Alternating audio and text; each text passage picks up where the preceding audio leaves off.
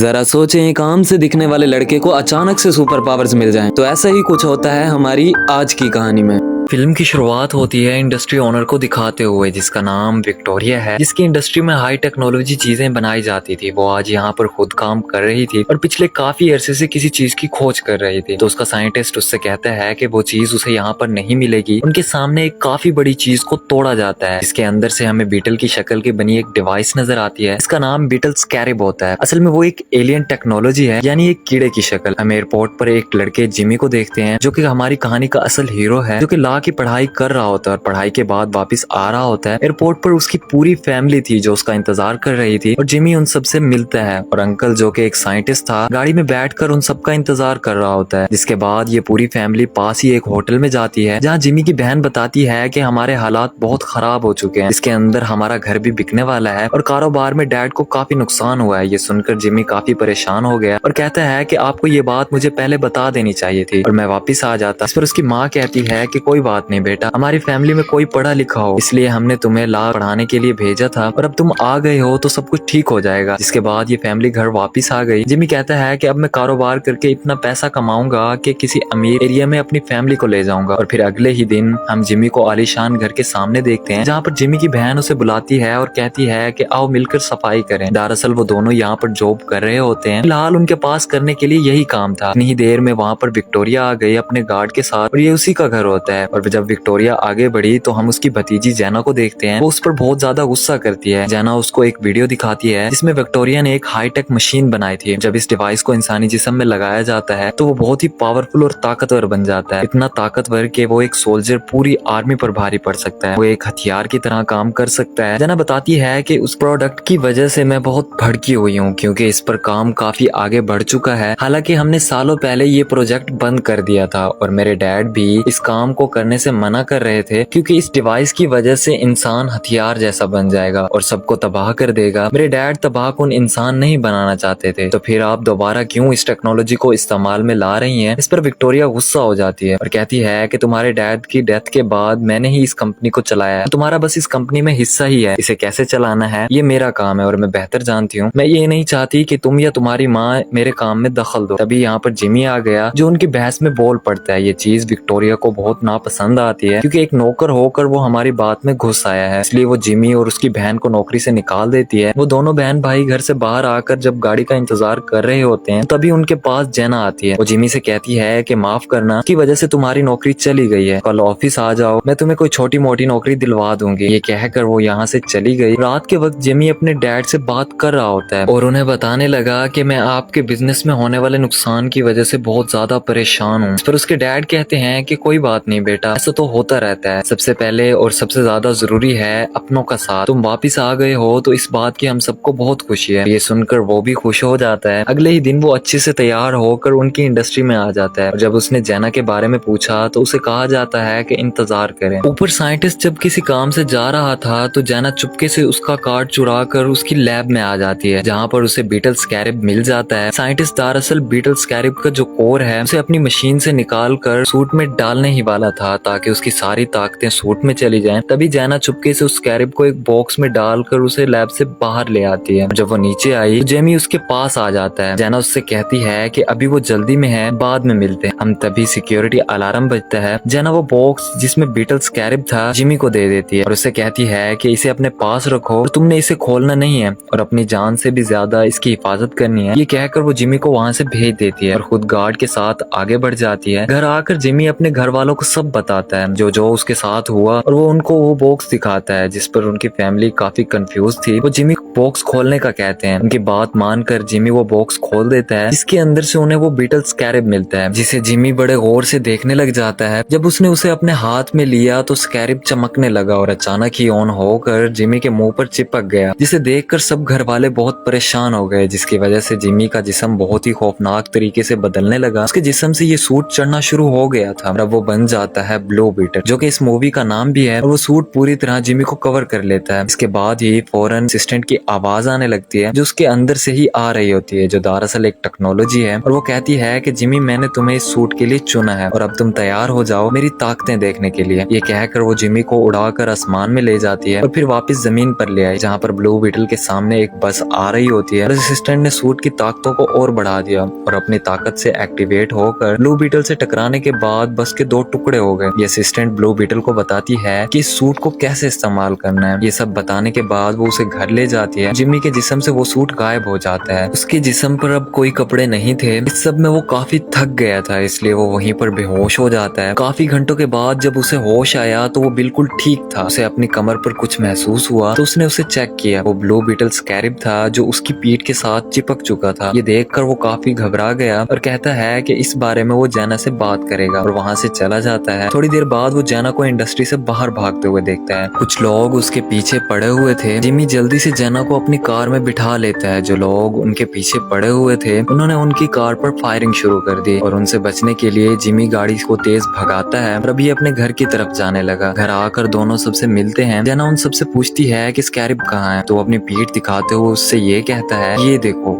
ये यहाँ है। देखकर जैना काफी हैरान होती है और बताती है कि ये इसलिए चिपका है क्योंकि उसकी शक्ल बीटल जैसी जो है, उसका नाम बीटल स्कैरिब है, जिसे पहले मेरे डैड भी इस्तेमाल किया करते थे, लेकिन अचानक वो गायब हो गए। मेरे ख्याल में अब वो नहीं रहे, लेकिन जब मेरे डैड जिंदा थे तो उन्होंने इस टेक्नोलॉजी को बंद कर दिया था। मेरी आंट विक्टोरिया ने इस टेक्नोलॉजी को फिर से इस्तेमाल करना शुरू कर दिया क्योंकि वो जानती हैं कि बीटल स्कैरिब के कोर में बहुत ताकत है और मैं उनकी इस बात से इत्तेफाक नहीं रखती और मेरे डैड भी इस बात से इत्तेफाक नहीं रखते थे। इस चीज की मुखालफत करते थे क्योंकि उनका मानना था कि बीटल स्कैरिब खुद इंसान को चुनेगा। जो ब्लू बीटल बनेगा उसकी ताकतें इस्तेमाल करने का असली हकदार होगा। इस बार बीटल ने जेनी को चुना है। इस बात पर जिमी कहता है कि मुझे ये नहीं चाहिए और मुझे इस बीटल स्कैरिब को निकालना है, तुम मुझे इसका कोई हल बताओ। जिस पर जेना कहती है कि एक हल है मेरे पास और उसके लिए मुझे एक जगह पर जाना होगा, जिस जगह पर जाने की चाबी मेरी कंपनी में है और वहाँ जाना खतरनाक है। इस पर जिमी के अंदर जो असिस्टेंट थी वो बताती है कि मैंने एक ऐसी डिवाइस बनाई है जिसकी मदद से मैं एक साथ पूरी बिल्डिंग के सिस्टम को हैक कर दूंगी और उसकी मदद से पूरी कंपनी के कैमरे को हैक करके सिस्टम को कंट्रोल कर लेते हैं और वहाँ कार्टून चलना शुरू हो जाते हैं। इस दरमियान जेनी मौका पाकर अंदर जाती है और कंपनी की एक घड़ी चुरा कर जिमी के साथ बाहर आ जाती है। बाहर विक्टोरिया का गार्ड खड़ा होता है और वो उन दोनों को मारने के लिए एक तरफ बढ़ता है। जैसे ही हमला करने के लिए आगे बढ़ता है, जिमी का हाथ पकड़ता है। अचानक ही जिमी का सूट एक्टिवेट हो जाता है और वो फिर से ब्लू बीटल बन जाता है और वो गार्ड को मारकर दूर फेंक देता है। ये देखकर गार्ड भी असली रूप में आ जाता है। उसे भी विक्टोरिया ने एक सूट बनाकर दिया था और वो भी एक्टिवेट हो गया था और वो सूट उसके जिस्म पर चढ़ जाता है और वो फिर से उस पर हमला कर देता है। उसने ब्लू बीटल पर एक साथ कई हमले किए और ब्लू बीटल ने अपनी पूरी ताकत से उसका मुकाबला किया। और एक वक्त ऐसा आता है कि जब गार्ड ब्लू बीटल पर भारी पड़ने लगता है और बस उसे मारने ही वाला होता है, फौरन जिमी के अंकल गाड़ी लेकर वहाँ पर आ जाते हैं और गाड़ी गार्ड के अंदर मारता है, जिसकी वजह से वो काफी दूर जाकर गिरता है। और ये मंजर देखकर वो तीनों गाड़ी में बैठे और वहाँ से निकल दिए। जैना उन्हें कहती है कि अब उन्हें शहर से बाहर जाना होगा। वो जैना के डैड के दोस्त के घर पर गए। वहाँ पर एक काफी बड़ा बीटल बना हुआ था। उसे देखकर जैना अपने हाथ पर बनी हुई घड़ी से बीटल के नीचे बने हुए खुफिया रास्ते का दरवाजा खोलती है और वो तीनों नीचे आ जाते हैं। वहाँ पर आकर हमें पता चलता है कि सबसे पहले ब्लू बीटल जैना के डैड ही थे। उन्होंने ब्लू बीटल की ताकतों और उसकी टेक्नोलॉजी को इस्तेमाल किया। ये सब कुछ देखकर जिमी के अंकल काफी मुतासिर हुए और वो उस टेक्नोलॉजी को समझने लगते हैं। अगर स्कैरिब ने खुद को किसी के साथ जोड़ लिया तो उसे अलग नहीं किया जा सकता। तो जाहिर है ये स्कैरिब बीटल इतना आसानी से तो जिमी को छोड़ने वाला था नहीं और ये स्कैरिब अब जिमी से अलग भी नहीं किया जा सकता। और ये बीटल स्कैरिब उनके सेल्स के साथ जुड़ जाता है और अगर ऐसा हुआ तो उस इंसान की मौत भी हो सकती है। ये सुनकर जिमी को बहुत ज्यादा गुस्सा आता है और वो वहाँ से निकलकर छत पर आकर बैठ गया। एंड उसी वक्त उसके अंकल भी उसके पास आकर बैठ गए और जिमी को समझाने लगते हैं कि जैना की मदद से तुम्हें ये जो पावर मिली है काफी अच्छी है। लोग तो ऐसी पावर्स हासिल करने के लिए तरसते हैं और ये तो तुम्हें ऐसे ही मिल गई है। और उसी वक्त जैना भी छत पर आ जाती है और एक हाईटेक प्लेन शहर से उड़ते हुए जैना के घर की तरफ ही आ रहा होता है। उसे शक हुआ। उसने उस बारे में जेनी और उसके अंकल को बताया। वो देखते हैं कि प्लेन में बहुत सारे लोग हैं और उनके घर के बाहर बहुत सारे सोल्जर्स खड़े हैं। ये देखकर जिमी समझ गया कि हम पर कोई अटैक करने वाला है। उसे अपनी फैमिली की फिक्र थी। उनकी मदद करने के लिए वो चिल्लाने लगा ताकि उसका सूट ऑन हो जाए, लेकिन ऐसा नहीं होता।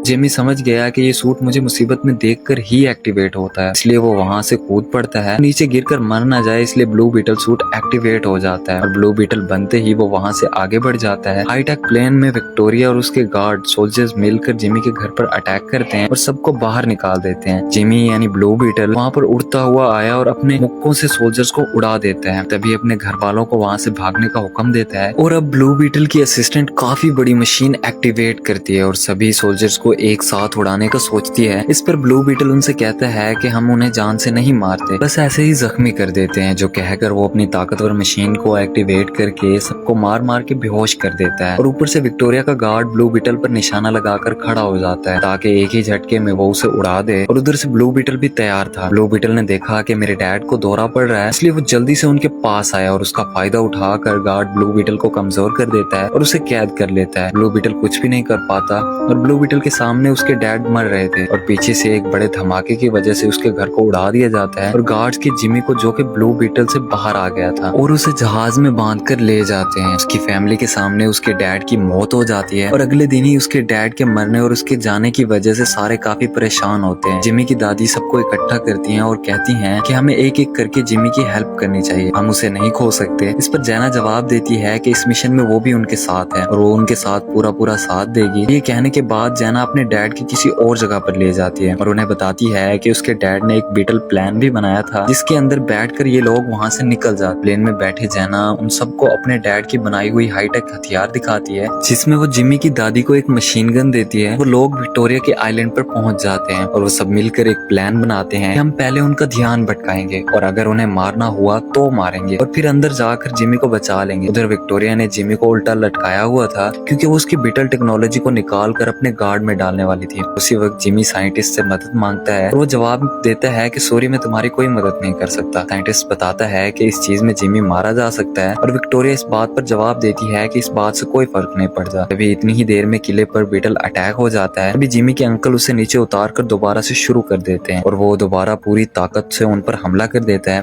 और ऊपर चढ़ने लग जाता है। उसके पैर निकल आते हैं। उसकी मदद से सारे सोल्जर्स को पैरों के नीचे कुचल कर मार देते हैं और बाद में गैस को छोड़कर सबको कंफ्यूज कर देता है।